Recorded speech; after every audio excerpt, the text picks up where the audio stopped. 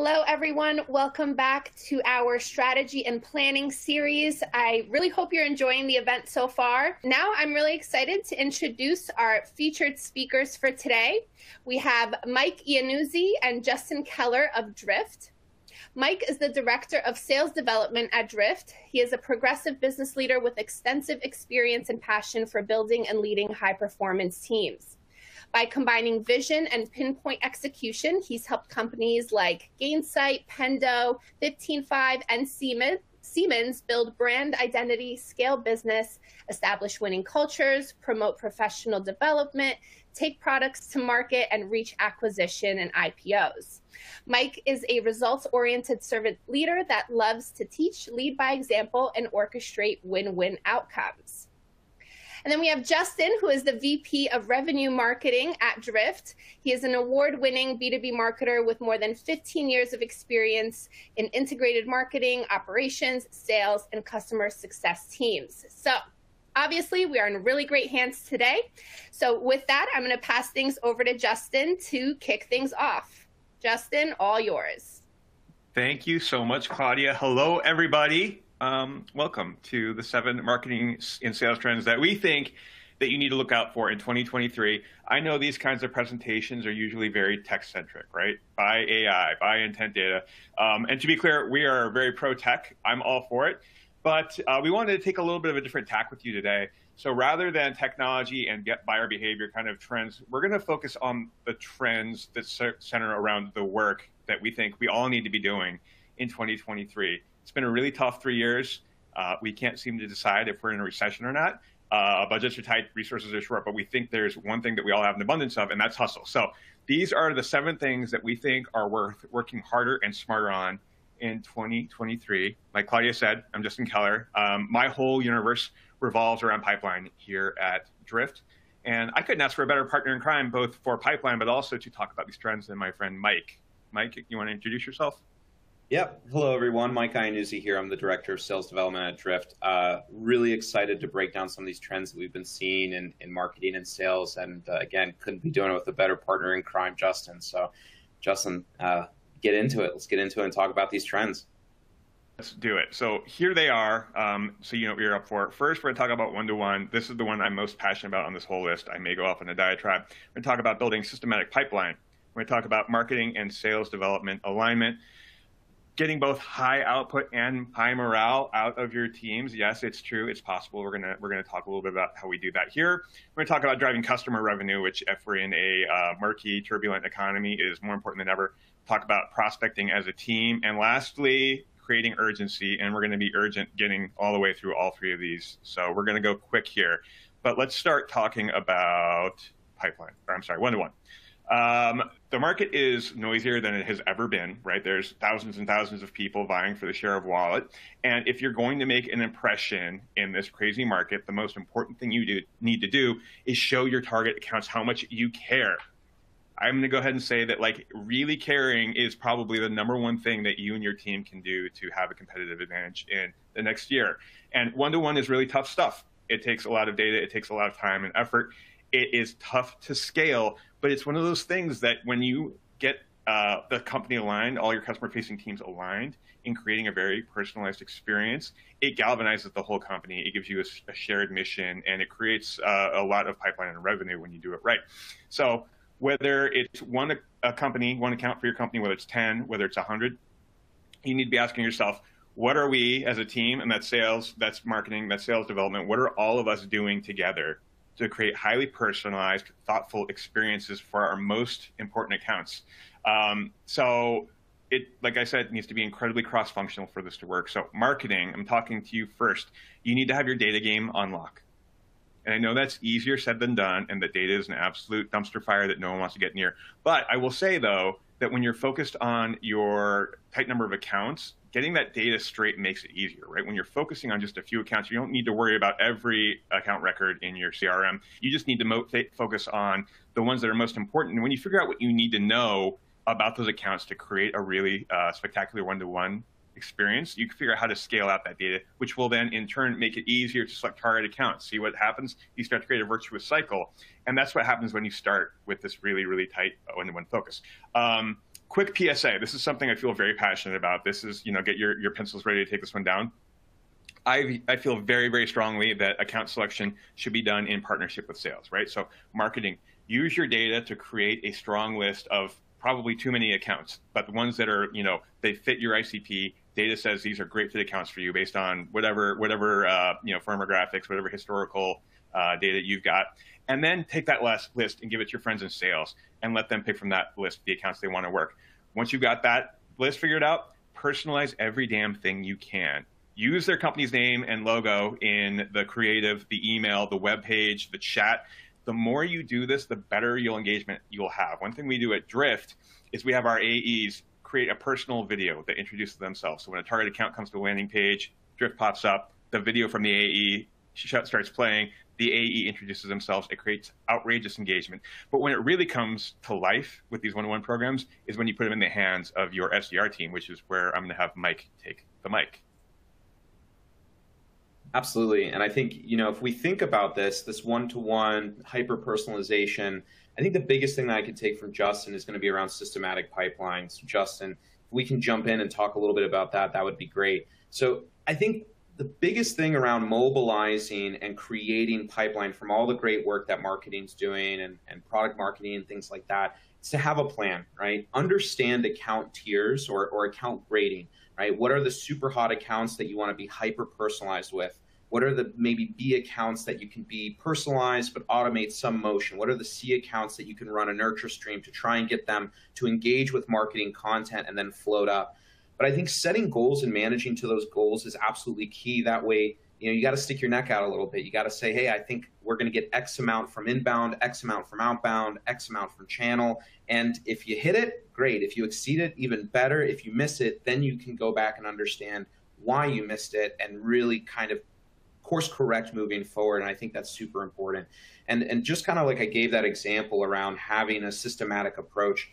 Like, let's say you have a mid-market SMB type kind of business unit that you're going after. Maybe historically you see 60% of your leads come from inbound, 40% outbound.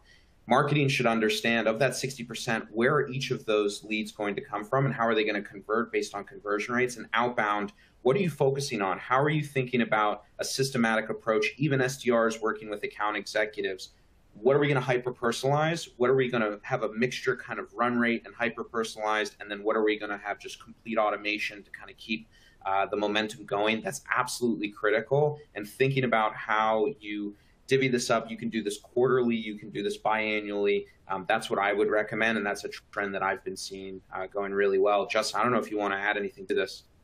I do. I think for this to happen, you need to be very, very focused, and that is hard work. And that's kind of like, I mean, honestly, what we're going to be talking about a lot in this webinar is just getting the work done. For us here at Drift, I keep an eye on this literally 15 times a day at least. We look at every BU, we look at every stage in the funnel, and we look at how we're tracking to our goals. And this is something you can automate, but you can do it manually as well. Wake up in the morning, get yourself some coffee, whatever part of marketing you're in, and start measuring these things obsessively. And that creates the ability for you to have partnership between your sales dev and your marketing team to say, okay, here's where we're short. What can we do? How can we rely on one another? And that partnership is critical when things get tough in certain areas. So Mike, keep it going. Talk about marketing and sales dev alignment, please. Man, this is huge, right? Because I see in many cases, it's actually quite interesting how things have changed over the past years. Sales development is moving more under marketing these days. And it's interesting because 5 years ago, it would totally live under revenue ops or just revenue in general. But I think it's important to really think about how you're approaching kind of like the seamless thread, right? If you have a marketing initiative, let's just say a webinar, right? And you're talking around a specific topic, the SDR should have kind of like a starter pack, right? So when that webinar ends, you should have a cold call script that calls out what was discussed in the marketing webinar or the marketing-led webinar. And then all of the messaging around email should refer back to something that was uncovered during that webinar to drive home that value. It's just like if you find a pain-pulling situation in a discovery, you're going to ride that all the way to the bank until you're closing the deal and negotiating red lines. I think that's incredibly important to keep that seamless thread. And if you want to go beyond just sales development, I think it's important to train your AEs to know, where did this lead come from, right? How did they initially get interested? And don't just feature pitch bring it back to what sparked their interest in the first place, and really uncover the pains and challenges of the business initiatives that they're trying to accomplish or trying to solve through looking at your product. I think that's absolutely critical. So, Justin, I mean, I think you can add probably some flavor to that as well, but that's my take. I could not agree more. You're absolutely right. Like 5 years ago, I think, even 2 years ago, I think there was a debate on where sales development should live. Should be in marketing and sales. And for my money, the debate has completely settled on living in marketing. Having your SDRs in the mix on campaigns, having them be a foundational part of your ABM program, having them be partners in pipeline generation is just, it becomes super simple. It doesn't even become easier to strike that alignment. It just becomes automatic. It becomes one fluid system. And if your SDRs live in sales, I might be recommending that you reorg your team in the new year to have them live in the marketing team, because I'm that passionate about it. And I hear all the time the argument against that is that, SDRs are future salespeople, right? Like the SDR is like the farm for feeding your sales team in the future, which is true, like absolutely 100, like not 100% of the time, but 90% of the time. And ergo, shouldn't you be treating them like salespeople, not marketers? And folks, like sales and marketing are two sides of the same coin at this point. And if you don't think like that, then you got to get a new coin. This is foundational stuff. Marketing and sales needs to be pulling in the exact same direction, and the SDR organization is the nexus between those two departments. So let's talk about high output and high morale. It has been a crazy few years since the pandemic hit. I feel like, the pandemic hit, our world got flipped upside down. Office culture went away, budgets got cut, but like expectations didn't get cut in parity with them. And so we've all been really kind of trying to keep the lights on, right? It's been a struggle. There's a few of us that have been in a really good position in our companies that were pandemic proof or have even done better. That's not true for the majority of people that are listening to this call. So if you think of Maslow's hierarchy of needs, right, the basic things humans need to be happy, fulfilled individuals, the very bottom rung is basically not starving or getting eaten by raccoons.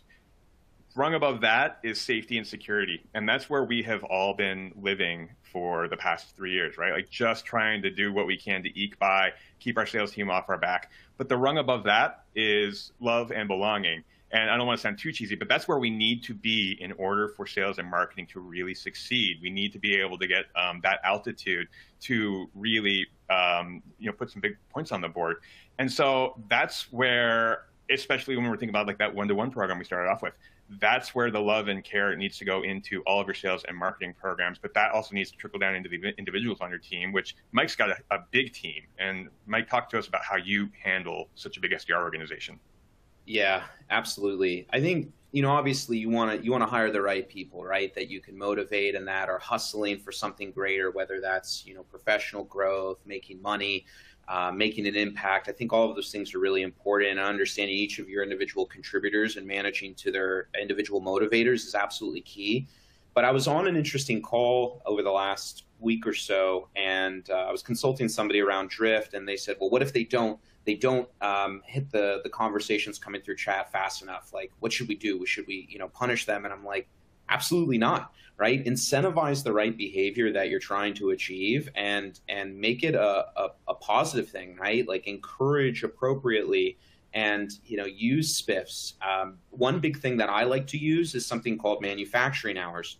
Through the summer months in like July, August, when we know things are a little bit slower and people kind of are mentally checked out, one thing that I'll do is I'll put out a goal. If my team can hit X amount of meetings booked or accomplish X amount of activities or qualified opportunities, I'll let them go early on Friday, right? And it's amazing. If we run a 5-day week, we might book 40 meetings or so. But if I say if we can book 60 meetings by end of day Thursday, we almost always hit it, right? So I think take your mind out of the box that it might have been in over the years or what you've done in the past, and try to think creatively and crowdsource feedback of what motivates your team in order to accomplish goals. Of course, there's individual drivers, but as an entire team, I think it's important to understand what you need to do in order to incentivize the right behavior from a positive lens versus like punishment and fear of not hitting specific goals, whether individual or team-wide goals. But I think, not only does this kind of relate with new business and net new opportunities, but also customer revenue and things there. So Justin, I don't know if you want to speak to that and kind of dive into that a little bit, because that's a huge channel that kind of gets ignored sometimes. This is one thing where, I just kind of like shake my head if I hear a company that's not focused on customer revenue or a marketer that's not focused on customer revenue. And the reason is this: it's the power of compounding interest. So let's pretend we've got two companies, Company A and Company B. Company A is churning customers at a rate of about 3% per quarter, right? So you don't want to churn any customers, but 3% in the grand scheme of things is not a whole lot, right? A modest amount. Company B is expanding their customer base 3%, right? So 3% negative net churn every quarter. Now, if you take those two companies and they perform the same quarter over quarter and you expand that out over 12 quarters, 3 years, what's going to happen is Company A, their growth curve is going to start to plateau. It's going to flatten out. They're not growing anymore. Company B, on the other hand, is going to start to spike up, and they're going to start to look like a unicorn. I mean, it almost becomes a vertical growth line, and that's because of the power of compounding interest, right? So by virtue of Company B growing their customer base 3% quarter over quarter, every quarter that customer base becomes bigger, the more you can generate out of it. And if you're a marketer, I hope you're measured on pipeline. I hope you're also measured on revenue. Why would you not go way out of your way to not only protect that revenue, but grow that revenue, especially because acquiring new customers is so time consuming and expensive. Marketers spend so much time generating campaigns, doing creative, building copy, generating content, aligning with the sales team, building reports to prove all the money they're spending is working. It's a lot of work to generate that demand for our sales team. Versus look at your customers, right? You've already proven that they're your ICP, they're happy. You know who the stakeholders are. You know exactly what their use cases are and what they want to hear are. So you've kind of done a lot of the work already. And so keeping and growing those customers is a lot cheaper and more efficient, right? So keep in mind, revenue for marketers does not just mean net new acquisition, even though so many of us are solely focused on it. It just means revenue, and that can come from your customer base as well. All right, now I'm going to turn it over to my buddy Mike to talk about team prospecting. Absolutely. I think whether it's leveraging net new revenue or customer revenue, getting that conversation started really takes a village. Everyone needs to be prospecting. If you see an opportunity to present a business solution to a challenge that you see somebody post about on LinkedIn or chat about in a group or a community setting, it's absolutely necessary to take all means to get a conversation started, right? So I think one big thing, if you take away one thing from me on this, when you leave this call, leverage your company network, connect with everybody that works with you at your current company, right? Because you never know if you're a first level connection, second level connection that can make an introduction and get a conversation started. I think that's absolutely critical. People do that all the time with me, and I'm able to be a bridge and solve business challenges for people outside of just Drift. And I think that's a gift that we all have and that we can all be very gracious with. Also, don't be afraid to ghostwrite notes and leverage your C-suite, right? Sometimes as a lower level or individual contributor, it's really hard to get a conversation started with a senior member, especially when you're prospecting in the enterprise. But you never know if your new CRO or any member of the C-suite has a connection with that person or knows somebody that knows that person that can get an intro to solve business challenges. I think that's super, super important. We actually just booked a meeting this past week by leveraging our new CRO, who's been absolutely outstanding. But that right there, I mean, we couldn't break into that account. It was just impossible. And just a simple ghostwritten note that he sent over was able to secure that meeting. And next thing you know, it could be a close won opportunity that generates over $1 million. So don't leave any stone unturned. Right? Don't be afraid to think outside the box and get creative and leverage your network. That is so, so important. I think a lot of people are kind of hesitant or might be lazy around this, but man, it can really make or break a quarter for an SDR or an AE when they're able to close those types of deals. And I don't know, Justin, I mean, thinking about the partner ecosystem and co-selling, I don't know if you want to dive into that a little bit. I do. I think you're absolutely right. Don't think outside the box, think outside the company as well, right? Like, one thing I have seen work so well is building out a partner ecosystem. And that doesn't mean a really complex, tiered out set of partners. That just means look, who are the companies that have a complementary story to us? Who can we team up with? And who can we tell a sympathetic story to a sympathetic audience with? If you can do that, you're tapping into each other's audiences. It's a way of sharing leads or accounts, and it helps elevate your brand a whole lot. And it doesn't just stop with, partners, your peers as well, outside your company, working alongside them. And this is one of those things that I feel like few of us have time to do, but going out of your way to connect with your peers, have a conversation. It's so hard to do now that we're all from home all the time. It's so important because you are actually, all those conversations, you're building your brand, you're creating brand awareness one by one, but the people you're talking to are probably also marketers or sellers who are also probably very well connected. And so just like we were talking about the power of compound interest in the last slide, the same is true for like the social interest. The more you talk, the more you connect with fellow businesses, with your peers, all that, the more it helps in the end goal of trying to drive revenue for your company. And that is something that should be on the top of our minds. And that's all about driving urgency, which is our last thing. I think one thing that happens in creating urgency is, actually, I should back up. One of the things I love about connecting the sales development team and the marketing teams is when they're fully aligned, every day becomes a day to hustle. And this is something we all need to be doing every single day. Marketers, if you're listening to this call, you're probably in for a tough year. But even though your backs are up against the wall, there's still so much you can do. You can still have such an important impact. There was a study, and I will find the link and I'll put it in the chat. But McGraw-Hill did a meta study of 600 B2B brands in the early 80s, when, if you weren't alive then, we were going through a recession. I was too young to know what a recession was. But they did a study of 600 companies when the economy was going down, down, down. And they found that the companies that continued to invest in brand grew 60% faster than their colleagues that didn't invest in brand. But then what happened was really amazing. When we came out of the recession, their brands exploded, over 200% growth.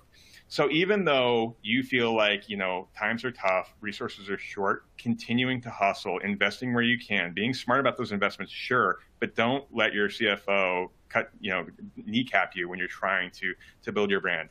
But in addition to building a brand, you need to be expertly tactical. You need to work alongside your teammates and make sure that every day you are creating something that your sales dev team can take action on to hopefully, build more pipeline for your sales team.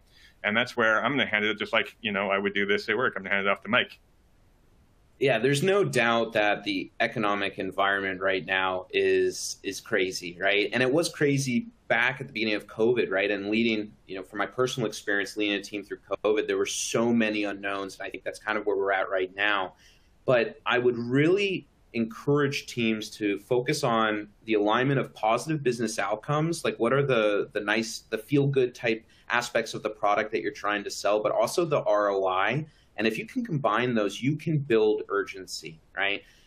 Do not feature pitch, right? When it comes to building pipeline, people typically don't care about the nice to haves and the additions tos. They want to really focus on what type of solution do I absolutely need and cannot live without, right? If you're able to communicate effectively how you can solve a major business challenge or close a gap, and really ride that all the way to the bank, that's going to be better than saying this will help you achieve X, Y, and Z. No, you want to be the solution that will help you accomplish X, Y, and Z. And I think that's really, really important and something that, especially sales development reps need to focus on, right? Don't talk about the addition to the certain aspects of your product and the additional things that your product can drive. Like, make it seem like your product is the one solution that's going to help them close a major gap and really have personal impact for the person that decides to buy and for the business. Personal impact, business impact is absolutely huge. And right now it's really hard to do that. People are very cautious about what they're spending money on. And there's not a lot of drive to assess new solutions. But if you can communicate effectively how you can really solve those business challenges, I believe you will be able to be successful. Just like we had situations in COVID, right now I think it's going to be the exact same thing. And this can be pandemic, a recession, nothing going on. I think all of this is true no matter what, but it's even more important now. So that's kind of my perspective right now on how to create urgency appropriately and drive outcomes. 100%. So thank you. Those were our 7 things. We appreciate you listening to us. Hopefully you saw a couple of those things. You're like, yeah, I should do that too.